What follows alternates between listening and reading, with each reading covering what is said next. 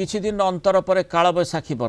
ତାଣ୍ଡବ ଉପୁଡ଼ିଲା ଗଛ ଉଡ଼ିଲା ଟିଣ ଛପର ରାଜ୍ୟର ଏକାଧିକ ସ୍ଥାନରେ ଝଡ଼ ବର୍ଷା ନବରଙ୍ଗପୁର ଜିଲ୍ଲା ରାଇଘର ଏବଂ ଉମରକୋଟ ବ୍ଲକରେ କାଳବୈଶାଖୀ ବର୍ଷା ହୋଇଥିବା ସୂଚନା ରହିଛି ପ୍ରବଳ ବର୍ଷା ସହ ଖୁବ୍ ଜୋରରେ ପବନ ବହିଥିଲା ଅନେକ ସ୍ଥାନରେ ଗଛ ଉପୁଡ଼ି ପଡ଼ିଥିବା ବେଳେ ବିଦ୍ୟୁତ ତାର ଛିଣ୍ଡି ପଡ଼ିଛି ଫଳରେ ବିଦ୍ୟୁତ ସେବା ମଧ୍ୟ ବାଧାପ୍ରାପ୍ତ ହୋଇଛି କେତେକ ଅଞ୍ଚଳରେ କଚ୍ଚା ଘର ଭାଙ୍ଗି ଯାଇଥିବା ବେଳେ ଆଜବେଷ୍ଟସ୍ ଏବଂ ଟିଣ ଛପର ଉଡ଼ି ଯାଇଛି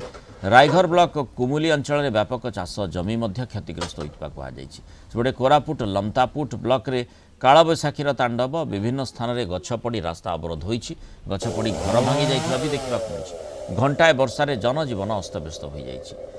ମାଟାମପୁଟ ନିକଟରେ ବଡ଼ ଗଛ ଉପୁଡ଼ି ମାଛକୁଣ୍ଡ ରାସ୍ତାକୁ ଯାତାୟାତ ଠପ୍ ହୋଇଯାଇଛି ଅଗ୍ନିଶମ କର୍ମଚାରୀ ପହଞ୍ଚି ଗଛ କାଟି କିନ୍ତୁ ରାସ୍ତା ଅବରୋଧ ହଟାଇଥିଲେ ଗରମ ପାଇଁ ଆମେ ବାରାନ୍ଦାରେ ବସିଥିଲୁ ଆଉ ଝର ପବନ ଆସିକିରି ଖପରା ଉପରେ ପଡିଲା ଆମେ 3-4 ଜଣ ଛୁଆ ପିଲା ଧରିକିରି ବସିଥିଲେ